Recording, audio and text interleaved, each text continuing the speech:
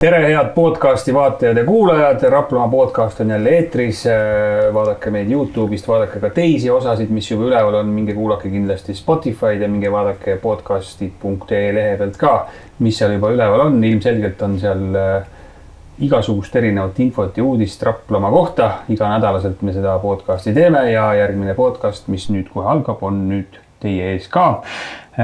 Räägime ettevõtjatega ja ettevõtmistest ja ettevõtlusest, sellepärast et eelmisel nädalal toimus siis Raplamaa ettevõtjate tunnustamine ja tunnustatud ettevõtjad on meil nüüd stuudios ka. Kõigepealt Akzo Nobel aktsiaselts esindajad Kaido Täpsi ja Helena Past, tervist! Tere! Tere! Ja Tõrvaaugu Mahetalu peremees Janek Kuusik, tere! Tere! Palju õnne siis kõigepealt tunnustuste eest ka, loodetavasti läks korda või ma ei tea, kuidas näiteks Akzo Nobeli inimesed sellise tunnustuse vastu võtavad, mis tundega? See igasugune tunnustus on alati väga oluline ja eriti kui see tuleb väljapoolt ettevõtet, et meiesugune ettevõte, kes on hästi palju orienteeritud võib-olla ka oma tegevustes kontserni raames Eestist väljapoole, ega ei pruugi tihtipeale ju ollagi nii palju näha seda, mis me teeme või kuidas me teeme. Aga kui ikkagi märgatakse ükskõik siis, mis see põhjus on, siis see on äärmiselt meeldiv ja innustav. Nii et meie inimesed on väga uhked ja täna just sööklaski meie sööklatöötajad, kes ei ole Akzo Nobeli töötajad, siis juba kommenteerisid sealt erinevaid asju sellega seoses, et inimesed on näinud, inimesed on väga uhked ja väga tänulikud, et Rapla on meid märganud. Super, no raske muidugi mitte märgata. Toimetanud siin Raplas juba kui kaua? Jah, Raplas me oleme tegelikult toimetanud ikka väga-väga kaua ja see ajalugu läheb meil ju tagasi 84. aastasse, kui Pinotexi hakati tootma. Aga enne seda veel need väga paljud inimesed, kes siis töötasid ja kes selle Pinotexiga tegelema hakkasid, nad tulid ju Rapla Kekist, nii et jah, see selline Raplaga seotus on meie töötajatel väga-väga pikk. Ja ettevõte ise saab järgmine aasta 40 aastaseks, nii et juba sellist ametlikku aega tuleb juba varsti 40, pea pool sajandit. Nii et selle ajaga jõuab päris palju lapsi sirguda, sündida, pere luua, lapsi saada ja uuesti need jõuavad juba üht-teist ette võtta. Nii et jah, aga loomulikult meie inimesed on ju kõik suures mahus, eriti need, kes Raplas töötavad, on ju siitkandist pärit ja juba perekonniti ja põlvkonniti seotud.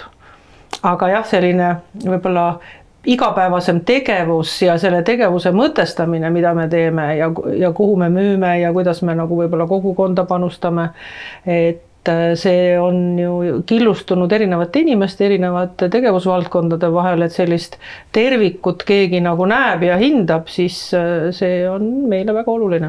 Aga ikkagi oleks põhjust, ma arvan, väike tutvustus teha inimesele, kes iga päev ei mõtle, mis asi see Akzo Nobel on. Meil on siis Sadolin spordihoone, mis on ka kuidagi Akzo Nobeliga ju seotud. Pinotex, kas see on siis bränd, Akzo Nobeli bränd? Või mis see Akzo Nobel siis on, kui nüüd lihtsalt tutvustada inimesele, kes ei ole sellega mitte selle peale kunagi mõelnud? Võib-olla ma siis räägin natukene päris algusest, et see oli väga sügav nõukogude aeg ja keegi ei mõelnud veel iseseisvast riigist ega iseseisvumisest midagi, kui tekkis mõte, et võiks siin midagi ette võtta ja võib-olla see kaugem lugu, miks üks ehitusettevõte tolleaegne Rapla Keksis hakkas võib-olla selliseid asju mõtlema, et midagi toota ja teha, oli see, et see oli selline aeg, kus mitte midagi ei olnud saada. Ja selleks paljud ettevõtted kasutasidki mingisuguseid lisategevusi, et kes tootis, kasvatas seal tomateid või kurke või kes mida. Ja Raplas olid sellised tollel ajal ikkagi väga innovatiivsed härrased ja naised tööl, kes siis leidsid need kontaktid ja tuli see Pinotexi tootmine tollel hetkel. Ja Pinotex, see oli 84. aastal. Kus salaja siis tegid seda? Ei, seda ei tehtud salaja, see ikkagi oli ju kooskõlastatud ju ka kõikide kõrgemate instantsidega ja need vahendid leiti ja kõik. Et see näitas seda juba, et missugune oli toorne võimekus, kui lai oli silmaring ja kuidas neid asju üldse leiti ja see Pinotex oli siis selline kaubamärk tollel hetkel, mis oli puidukaitse ja see tuli Taanist. Ja sealt tekkiski see idee, et hakati seda koostööd tegema ja kuni see küpses siis sinnamaale, et ühisettevõtte luua Taani ettevõtte Sadoliniga. Ja sealt edasi ongi meie elu olnud ju selline, et kui see ühisettevõtte loodi, siis see ühisettevõtte oli ju selle kontserniga, Taani kontserni Sadoliniga üks osa ja siis ta sattus sellesse ahelasse, nagu ikkagi ettevõtted on tänapäeval väga paljud sattunud, keegi ostab kellegi, keegi ühineb kellegiga ja meie elu hakkas sealt samamoodi peale, et see sama Sadolini kontsern, ta oli tolleks ajaks ka juba Euroopas ikkagi teataval määral levinud, ühines Rootsi kontserni Nobel Industry'ga ja omakorda mõned aastad hiljem Nobel Industry osteti ära Akzo Nobeli poolt, ja siin me täna oleme, nii et see on selline, väga selline kaasaegne ettevõtte kujunemise lugu, aga kõige selle juures, meie jaoks on ju ikkagi see sama ettevõte siin, mis kunagi nagu loodi, need on need Rapla inimesed, kes siin töötavad, Tallinna inimesed ka ja täna on neid inimesi ju ka meie ettevõttega seotud inimesi ka Lätis, Leedus, Ukrainas. Nii et ükskõik, kes on see omanik, ükskõik missugune on see ühiskondlik formatsioon, mis meie ümber on toimunud, äri tehakse siin ja meie oleme nii edukad, kui me suudame siin olla ja sellest sõltub, et kas me oleme parketikõlburikud ja kas meid võetakse punti või mõeldakse mingeid teisi mõtteid ja siin ongi võib-olla Kaido meeskond Raplas on olnud väga tubli viimastel aastatel just nimelt selle tõttu, et väga palju on meie efektiivsus kasvanud, meie võimekus ja konkurentsivõime ettevõtte sees, sest et meie jaoks on hästi oluline see, et kui me oleme ettevõtte sees Akzo Nobelis, kus on mitukümmend tehast Euroopas, kes on aegade jooksul sinna omavahel rinda pistnud, kui nemad on, kui selles seltskonnas oled konkurentsivõimeline ja sul on võimalik saada tootmismahte, siis see juba, et sul garanteeritakse turud, on juba teisejärguline. Nii et kõigepealt tuleb see sisemine konkurents läbida ja siin on see moment veel väga keeruline, et kui sa lähed välisturgudele ettevõttena, siis sa võid näidata endast, mida sa tahad. Sa eksponeerid endast just seda külge. Kui sa töötad kontserni sees ja konkureerid teiste ettevõtetega, siis sa oled täiesti läbipaistev. Iga sinu tegevus on teada, sa ei saa mitte midagi varjata. Sa ei saa näidata ühte asja ja teist asja mitte näidata. Kõik on näha. Ja tõuas Sparklas video, et meil on siin Raplas ja. Sa ei saa seda, siin nähakse nagu kõik sinu tööjõukulud, sinu muud kulud, sinu efektiivsus, kuidas sa kasutad toorainet, kuidas su tarneahelad on loodud, mida iganes. Nii et jah, see on olnud väga-väga suur töö, mida Raplas on ära tehtud ja Kaido on seda viimased aastad siit eest vedanud. Ja, sellest me siis hakkame täpsemalt varsti rääkima ka. Janek, sul nii pikka lugu rääkida pole, ma eeldan, sellise ajalooga. Mul on ainult circa 17 aastat. Mis ei muuda seda kõike vähem tähtsaks, eks ole. Räägi, tutvusta siis nii-öelda enda tegemisi ka. Sa juba oled sa juba mõtled, et mida ma sellest jälle räägin. Aga kindlasti on inimesi, kes ei ole kuulnudki, mis toimub Tõrvaaugu mahetalus. No meie põhierialaks on ikkagi mahetatra kasvatus, siis meil on eraldi veskiruum, me saime uue veskiruumi ka nüüd valmis, aga seal uues veskiruumis siis me koorime, jahvatame ja pakime seda kraami. Aga praegu oleme jõudnud sinna faasi, et kus algul tegime nagu nii-öelda põlve otsas, ühe kotiga jooksime ümber sorteeri, nüüd me räägime juba suurtes kogustes, 25 tonni, 20 tonni, et see on juba, ütleme niimoodi, et me saame juba välismaale pakkuda neid tooteid sisuliselt. Ja tooted on siis tatrast tehtud? Ja meil on kooritud tera on, siis meil on tavaline hele jahu on. See kooritud tera üldse tähendab?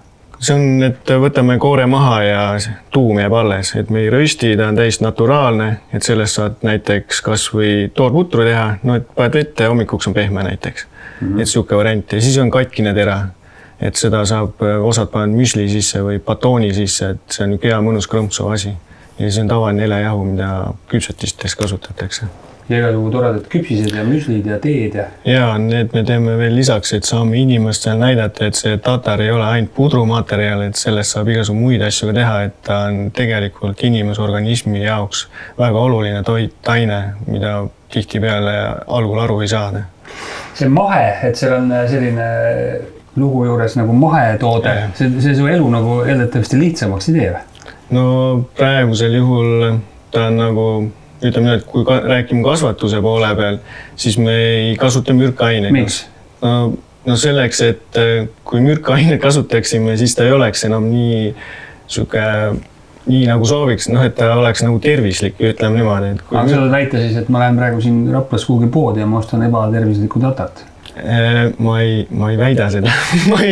ma saan lihtsalt enda toote pealt öelda, et tegelikult need osad keemikalid, mida põldude peal kasutatakse, jääb sinna toidu sisse, mida inimestel tavaliselt eriti ei taheta rääkida. See on minu arvamus ja kõik sellest, ma ei saa 100% väita niisugust asja. Aga vähemalt keemilised analüüsid näitavad, et mingi jääkained on toidus olemas. Ehk siis käib mahetootmine. Kuidas põllumeeste käest ikka küsid, et kuidas aasta oli, tavaliselt tuleb ikkagi vastus, et ei olnud väga hea. Liiga palju vihma, liiga palju väikest, liiga vähe väikest. Kuidas sul läks nüüd see eelmine saak? Eelmine aasta oli, ütleme niimoodi, et juunikuu oli väga jahe ja külm, väga palju vihma oli, et see tõmbas piduri selle taime kasvule, aga üldjoontes oli enam-vähem okei. Tera oli ilus, see, mis me koorisime, andis ilusti välja, et seda poolikut tera oli hästi vähe. Selles suhtes oli okei. No mis nüüd, mis seisus praegu asjad on? Praegune ilm ka midagi mõjutab?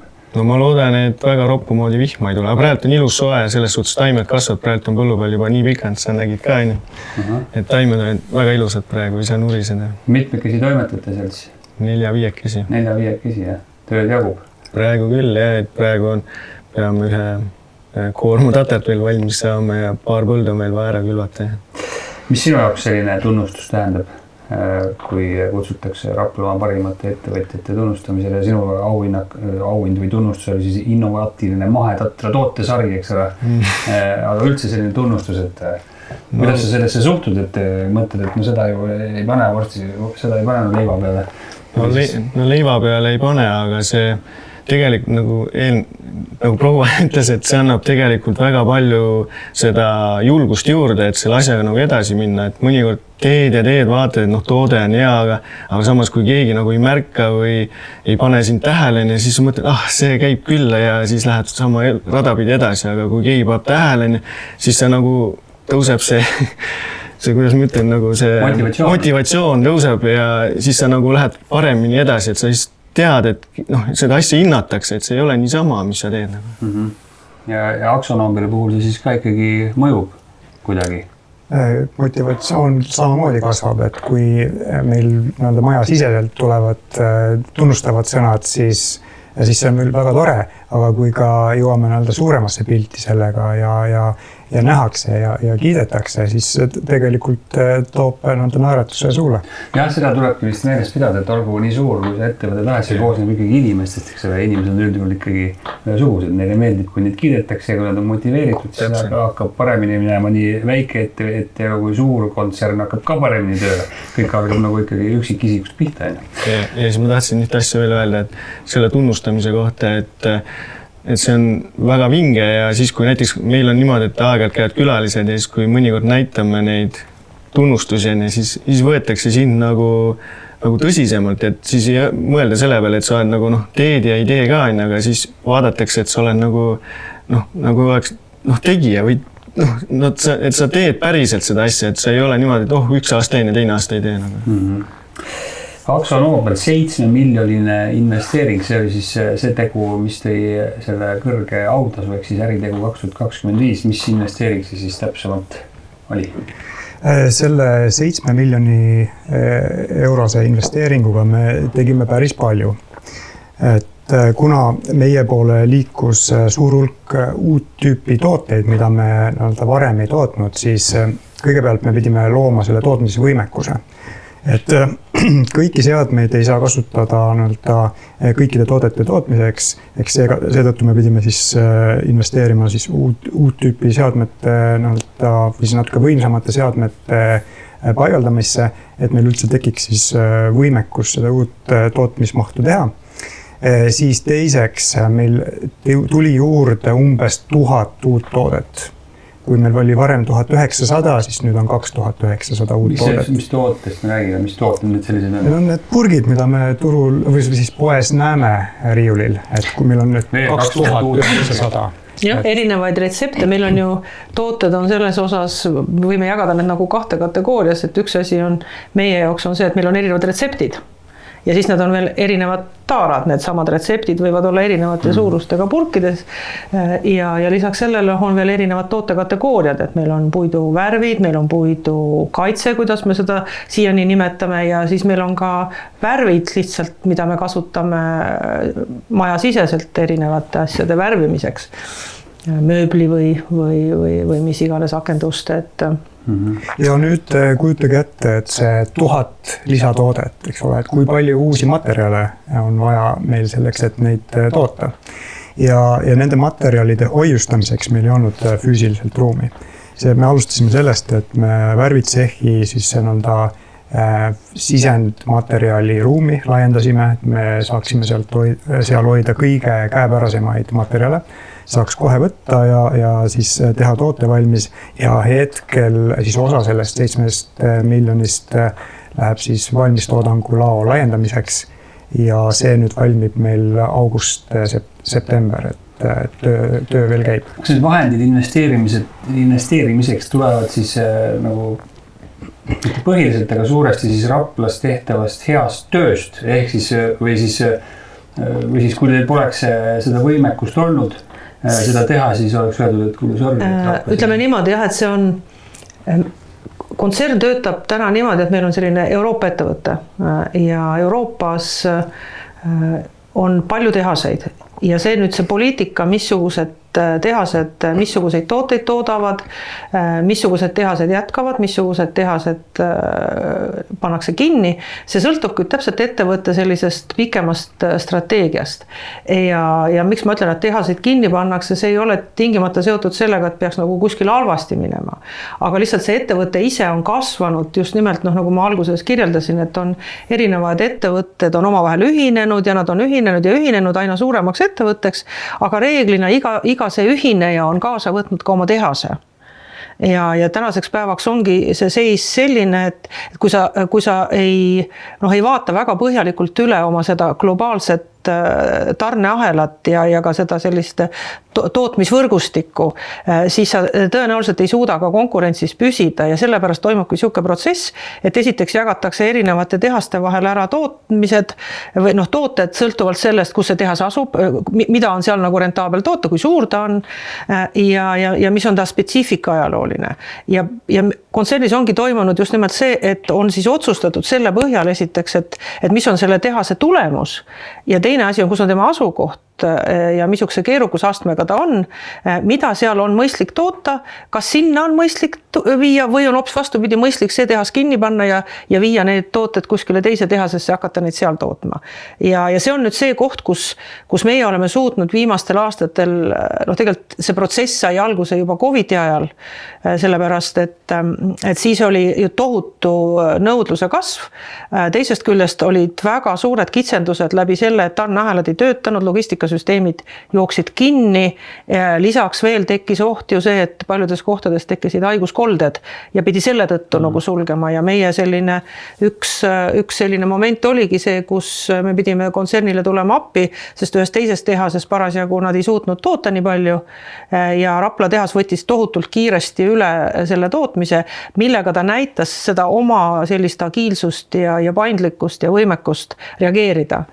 Ja tänaseks päevaks ongi see, et ega siis lõppkokkuvõttes tehaste puhul on väga oluline üks number, see on see lõplik tootmishind, millega sa suudad selle liitri või kilo toodet ära toota. Kõik muu osutub teisejärguliseks, kui see hind ei ole konkurentsivõimeline, aga see saab tulla ainult nii, et sa jälgid kõiki neid reegleid, mida kontsern ette näeb, sest et kontserni ettevõtlus tervikuna auditeeritakse tsentraalselt. See tähendab seda, et iga üksus ükskõik, mis sertifikaadiga tegu on, iga üksus peab sellele vastavalt töötama. Suvalisel hetkel võidakse tulla, ükstapuha on see siis kvaliteedisertifikaat või on tegu siin keskkonnaalaste sertifikaatidega.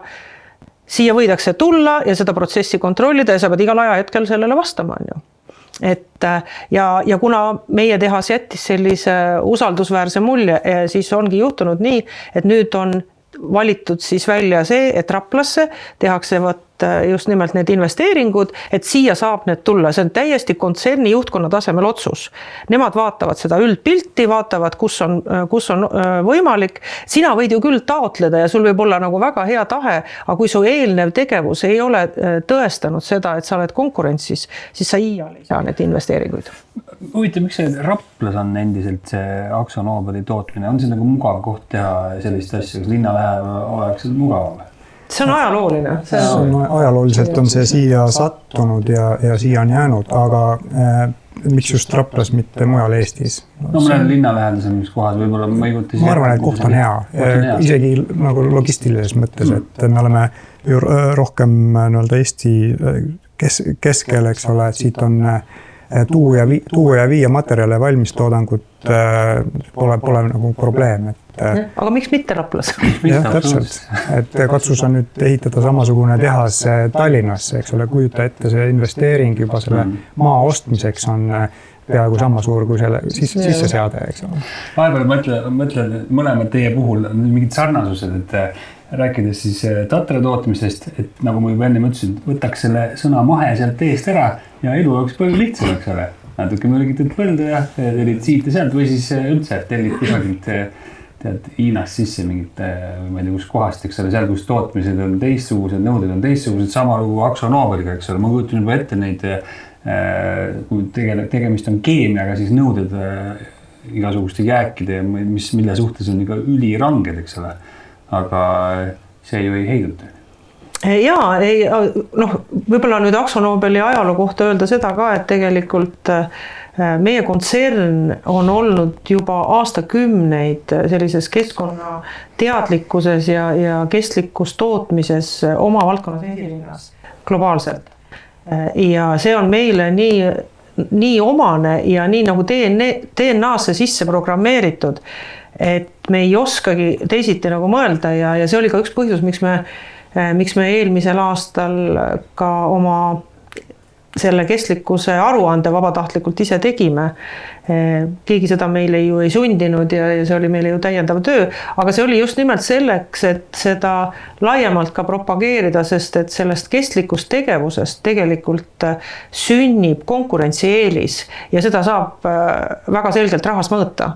Tihtipeale arvatakse, et sellised kestlikkusega tehtavad nagu tegevused või seotud protsessid, et see on üks igavene suur rahakulu ja ajakulu ja sellest, ütleme, võid leiva peale ei tule, tegelikult tuleb. Sest et ikkagi, kui sa tahad väljapoole Eestit olla edukas, siis see on hügieenitase, et sinu sellised kestlikud näitajad peavad olema absoluutselt kõlbulikud. Tõrvaagu mahetalu vaatab ka Eestist välja juba, jah? Ja ikka, see oligi see eesmärk.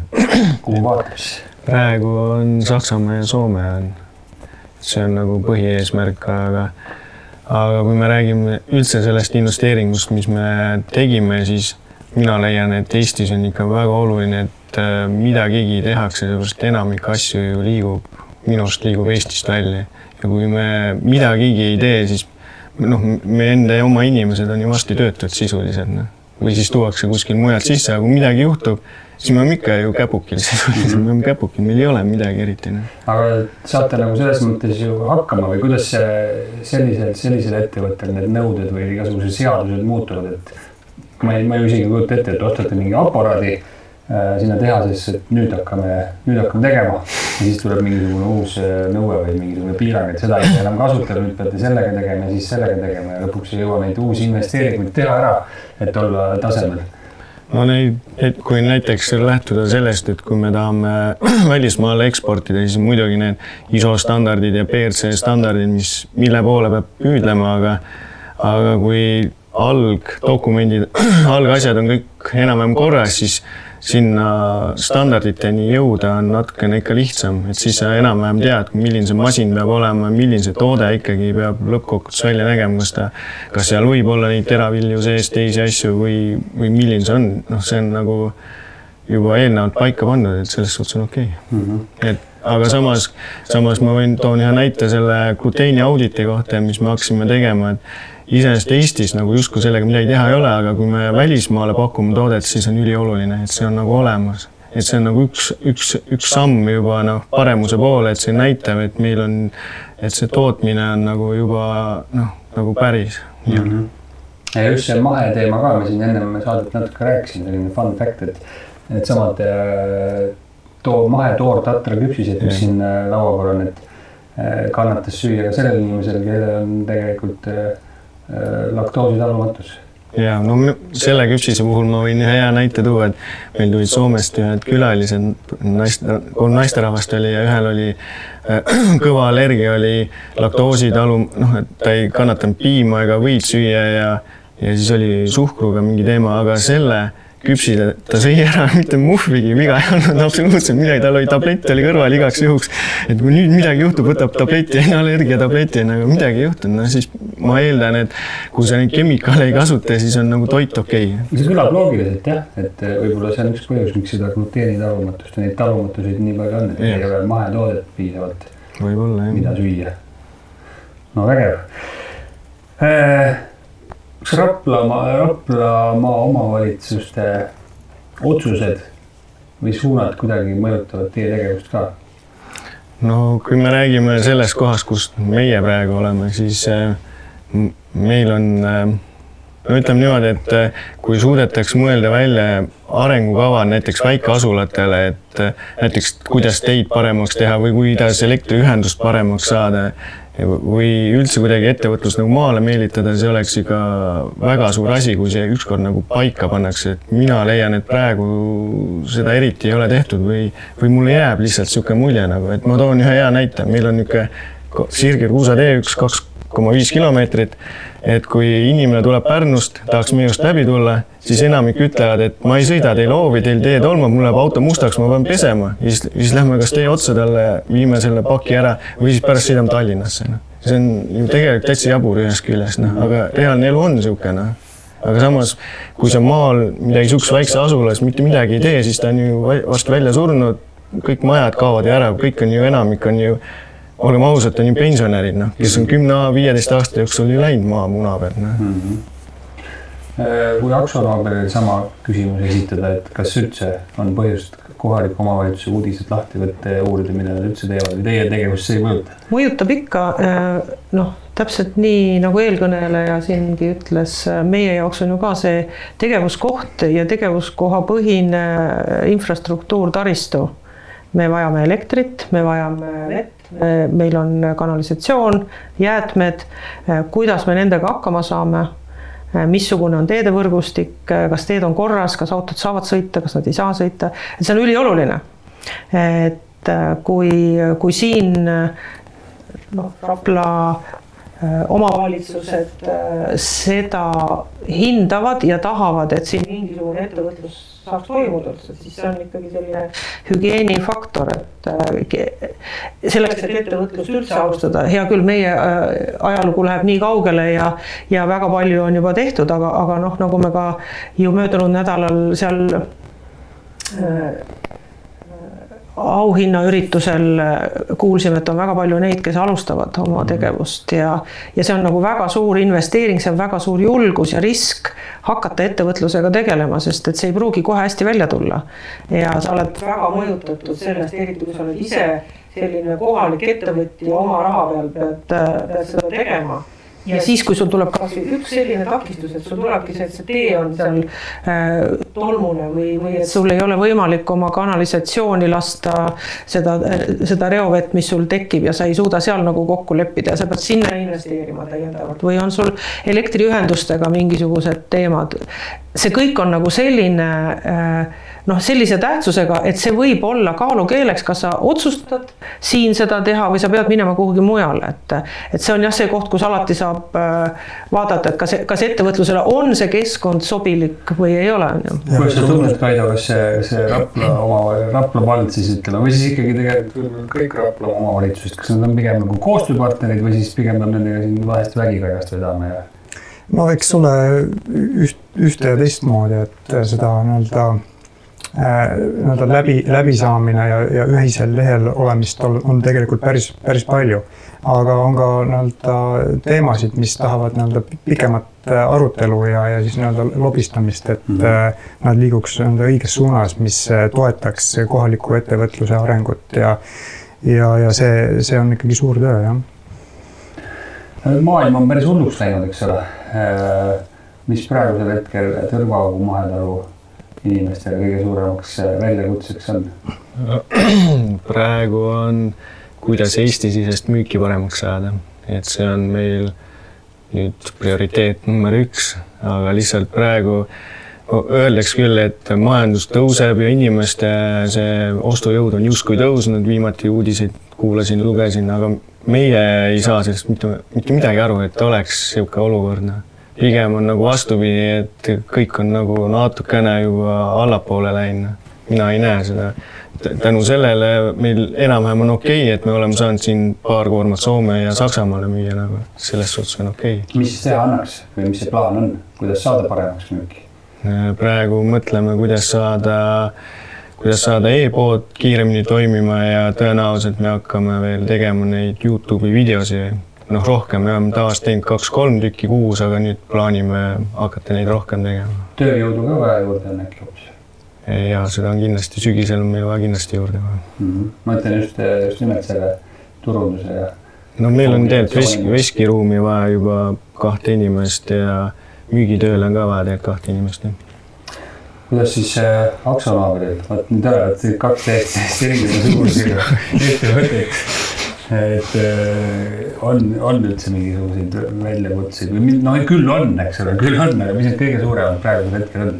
No jah, eks praegu ilmselt ongi see laienemine olnud meil viimastel aastatel see laienemine ja see on tinginud ka tööjõuvajaduse kasvu ja üsna suures mahus, nii et see on olnud Raplas kindlasti üks selline suur väljakutse, et leida neid sobilikke inimesi, kes siis ikkagi suudavad sellises suures ettevõttes ja üsna kõrgete nõudmistega ettevõttes hakkama saada ja siia püsima jääda, nii et sa oled ikka päris palju pidanud värbama. 40 inimest on nüüd värvatud paari aasta jooksul ja selles osas töö jätkub.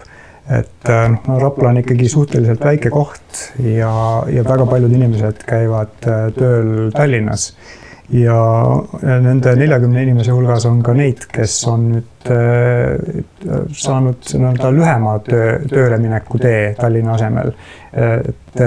Et see ongi see võimalus, mida me pakume nendele inimestele, keda me tööle võtame ja kindlasti me siis edaspidi võtame veel juurde. Mingisugused piirid on hetkel ees ja on selline platoo moment, et kus me peame kohanema uute protsesside, uute seadmetega ja juba tegelikult paistavad järgmised investeeringud, millega me saame siis tootmisvõimsust laiendada ja sellega kaasneb kindlasti ka inimeste vajadus. Nii et tegelikult meie poolt vaadates või tootmise poolt vaadates liigub kõik kenasti ülesmäge. Koostööd rääkides, Rapla ettevõtjate koostöös, see on minu arust selline päris tähtis asi, millest rääkida, sest et see peakski olema ju tegelikult, või võiks olla minu arust täiesti normaalsus, kui mõni mõtleb, et ilmselt on konkureerida, mida on ka vaja teha, siis koostöös peitub ka ikkagi päris suur jõud. Kuidas sa tunnetad, kuidas Rapla oma ettevõtjad omavahel koostööd teevad? Kui aus olla, siis ma ei tea praegu. Me ei ole eriti palju kellegi nii-öelda koostööd teinud kui ainult selles osas, et kui kellegi eest on vaja tatart osta. Et kui kellegi ei ole kuskil müüa, siis me oleme ära ostnud, või siis kellegi eest mõnda toorainet natuke veel juurde ostnud, aga muidu eriti ei ole. Raplamaa arendus- ja ettevõtluskeskusega selles mõttes koostöö sujub, et plaane tuleb ja inimesed käivad külas ja avatud taude päev tuleb jälle.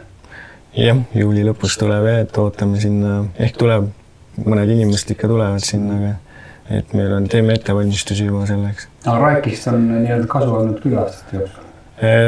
No Raekist käisime, nüüd Soomes käisime, eelnevalt meil ei ole nagu sihukest koostööd olnud, aga nüüd käisime Soomes ja sügisel plaanime jälle selle asjaga jätkata, selle Soome teemaga, et saaks seda asja paremaks.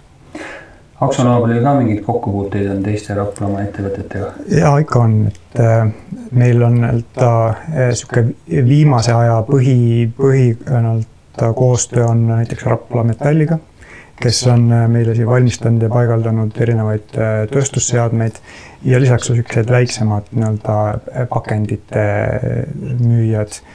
Aga hetkel nagu suuremat koostööd ei ole.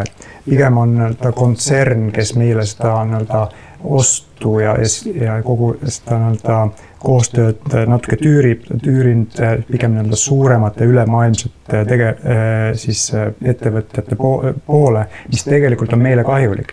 Sest kohalikud ettevõtted on näidanud välja kvaliteetset ja stabiilset toodangut, aga nad on olnud lihtsalt liiga pisikesed, et sellises masindavärgis jätkata. Aga mõnikord on ka nii, et saame meie neid ka aidata selle kaudu, et tõesti, kui meil on mõni selline väga hea partner siin olnud, kes on nagu läbi aegade tõestanud oma sellist kõrget kvaliteeti, siis on olnud ka selliseid juhuseid, kus me oleme soovitanud oma kontserni sisseostjatele, kes siis vastutavad selle eest, et te võite võtta seda meie jaoks ja vahel on küsitudki, et kas neil on näiteks võimekust ka laiemalt teha, sest et põhieesmärk on ju kõigil sisseostjatel, on ta tsentraalne või kohalik ikkagi see, et selle teemaga ei tuleks palju tegeleda, et see oleks kvaliteetne ja hinnatase oleks siis sobilik. Nii et jah, me saame siin ka omalt poolt võib-olla nii mõnelegi ettevõttele avada vahel väravaid, kui nad on meie juures tõestanud, et nad on usaldusväärsed partnerid ja nendega võib rallit sõita küll. Ja omalt poolt veel nii palju, et kui ikkagi on koostöö kohaliku ettevõttega väga hea, siis me teeme kõik, et seda koostööd jätkata hoolimata siis nendest suundadest, mis kontsernist tulevad. Janek, mis pikem plaan on näiteks 5 aasta pärast? Kui kõik asja kokku võtta, siis ma tahaks paar asja juurde veel ehitada. Et see võtab veits aega veel, aga ma tahan leida kestadele head lahendust. Selleks on mul plaan graanuli taolist asja teha ja siis makaroni asja edasi arendada. Nii et kui järgmine, aga kui vana kala 25 auhinda välja antakse siis 25 aasta pärast või siis sul pole nii kaua vaja oodatagi. Kui palju mahetalu toimetanud on tervaus? 17 aastat kuskil. 17? No, siis ei ole ju palju minna. 20 on ju varsti. Natuke veel. Nii et siis vana kala auhinda ka. Mõni vanem härra ütleb, et me oleme väga kiiresti seda asja teinud, aga kui igapäevaselt selle asja sees oled, siis mõnikord tundub, et ikka ei lähe nii kiiresti, kui võiks minna. Tundub nagu nii aeglane, aga see on lihtsalt nii. Kui pikalt taksonaabel teeb plaane ette? No me räägime Raplast ikka pigem või kas me saame ainult Raplast üldse rääkida? Ja ma arvan, et me tegelikult ei saa rääkida ainult Raplast, sellepärast, et meil on ikkagi siin ettevõte ja Rapla on üks osa meie ettevõttest. Meil on samasugune müügiosa, me müüme dekoratiivvärve, me müüme tööstusvärve ja võib-olla üldist pilti kirjeldav on võib-olla selline fakt, et täna me ostame sisse nii toorainet kui kaupa, mida müüa edasi ja müüme ise väga erinevatesse riikidesse, nii et meil on kokku umbes 25 sellist pidevat välispartnerit välisriikidest, et jah, kui me ise toome umbes 13 riigist ja samas müüme ise 25 riiki erinevaid kaupu. Lisaks sellele, mis ma juba mainisin, on see, et Rapla tegelikult toodab ju ka alküüdvaike ja alküüdemulsioone, mis on siis nagu tooraine värvitööstusele. Ja eriti need alküüdemulsioonid, mida on siin juba ka väga-väga pikalt toodetud, on selline väga tänapäeva sellises keemiatööstuses ja värvitööstuses sellise suure perspektiiviga tooraine, mida Raplas suudetakse teha ka vesipõhistele värvidele, nii et seda lahustipõhisust vähendada, et kui me siin keemilise poole pealt, et laias laastus need värvid, millega meie kontsern tegeleb, me jagamegi, kas nad on lahusti põhjal või nad on nagu vee põhjal tehtud ja kaasaegne turg eeldab ikkagi, et see jalajälg ja et see keemiline koostis oleks hästi sõbralik, tarbijasõbralik ja sellele vastab ikkagi nagu veepõhine värv. siis selleks, et neid veepõhiseid värve saaks võimalikult kvaliteetseid teha, selleks on vaja nagu sinna ka toorainet ja seda sideainet, mis oleks hästi kvaliteetne ja see alküüdemulsioon on just nimelt üks sellistest tuleviku perspektiivsetest toorainetest, mida siis täna üritatakse teha ka nii, et lisaks sellele, kus teda kasutatakse välisvärvides täna, et teda oleks võimalik tulevikus kasutada ka sisevärvides ja see sisevärvide turg on nagu 2 korda suurem, kindlasti kui mitte 3 korda suurem kui välisvärvide turg. Ja kui me räägime siin ikkagi sellisest üle-euroopalisest tarneahelast, siis siin on nagu tohutu perspektiiv, see on see, kuhu me täna ka vaatame. Ja see on jällegi üks niisugune koht, kuhu tuleb investeerida, et sellega nagu hakkama saada. Aga mille üle me ise oleme hästi uhked on see, et seesama alküüdide arendustegevus on täna Raplas, kui Akzo-Nobeli kontsern, mis on väga suur globaalne, maailmas 3. oma suuruselt, siis arendustegevus on täna viidud sellistesse suurtesse arenduskeskustesse, mida kontsernil on 5 tükki. Ja kohalikes tehastes ei toimu enam sellist nagu tootearendust, toimub küll tootekontroll ja kvaliteedikontroll, aga arendustegevus on viidud nendesse arenduskeskustesse, siis täna Raplas on meil olemas see osakond, kes tegeleb veel selle alküüdemulsiooni arendustegevusega. Et see on tegelikult midagi, see on nüüd see osa, mida mitte keegi välja ei näe ja mis mitte kuskilt ei paista ka, aga mis on meie jaoks ikkagi selline väga kõrgtehnoloogiline, meil on väga kõrge harit ja kogemusega spetsialistid, kes sellega tegelevad, nii et lisaks värvidele on see on see strateegiline suund, kuhu me täna vaatame ja kus me näeme suurt perspektiivi ja võimalust. Ma ei tea sellisest tootmisest mitte midagi teadmata, mulle tundub nagu kaugelt vaadates, et tehnoloogia areneb nii kiiresti ja tehisintellekt, et varsti tuleb ühest otsast või on võimalik jälle inimtööjõust loobuda või tundub selline tehas, et muudkui paneme masinad tööle ja mis see inimene seal ikka teeb?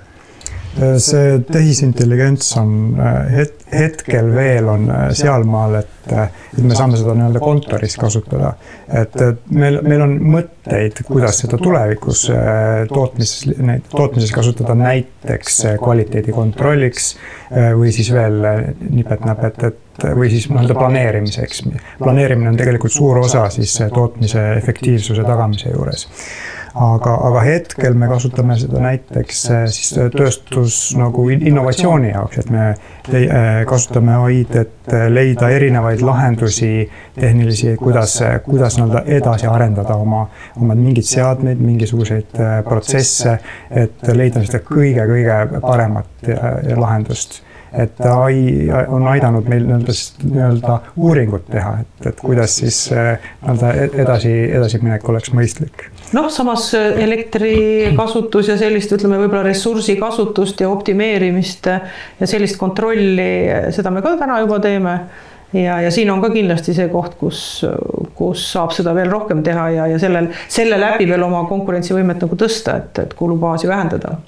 Jah, see on siis, et sensorid on meil erinevate siis elektritarbijate peale, siis AI siis annab märku, et üldiselt selline seade peaks võtma veits vähem elektrit, et palun vaadake üle, et mis toimub. Et läbi selle oleme hoidnud kokku siin viimaste aastate jooksul veidi, et see on juba paariaastane projekt. Aga tõenäoliselt sarnaseid lahendusi oleks võimalik veel rakendada tulevikus. Janek, kuidas sind nagu selline moodne tehnoloogia toetab hetkel või siis võib-olla isegi tahaks, et toetaks või jõua investeerida? Põhimõtteliselt see teema on jah praegu, aga kui ma räägin veskiruumi töös, siis seal nii peab keegi inimene valvama, seepärast et need andurid asjad teatud koha peal ei asenda, hetkel veel ei asenda inimest, et need andurid peaks veel natukene arendama. Aga muid asju raamatupidamise poole pealt seal saab see abiks olla praegu. Super, aitäh teile tulemast ja inimesed, ostke õiget data poest, otsige üles, toetage Raplamaa ettevõtjad. See pole isegi toetamine, see on võimalus. Ostke valitselt, et toodet ma olen enne ka sellest rääkinud, kui sama reklaamijuttu ei räägi. Päriselt ka head, kui siis Tatar ei kõla nagu kohe nii nagu digitõmbavalt, et Tatar. Aga tegelikult Tatra küpsisid ja Tatra müüsisid on väga head asjad. Nii et loodame, et teil läheb järjest paremini. Ma ei tea, mis teile siis soovad, aga igaks ostabki seda täpselt õiget värvi kogu aeg. Siin on, me oleme ise seda sõnastanud niimoodi, et et noh, mille võrra läheb maailm paremaks, kui kliendid ostavad meie tooteid. Ja sama ma arvan, et on selle sama Tatraga, et see on teadlik valik, mida me kasutame. Ja kui sa mõtled seda laiemat pilti seal taga, et kuidas see ettevõte toimetab, kas ta peab lugu oma inimestest, kas ta peab lugu keskkonnast, kas ta annab midagi tagasi.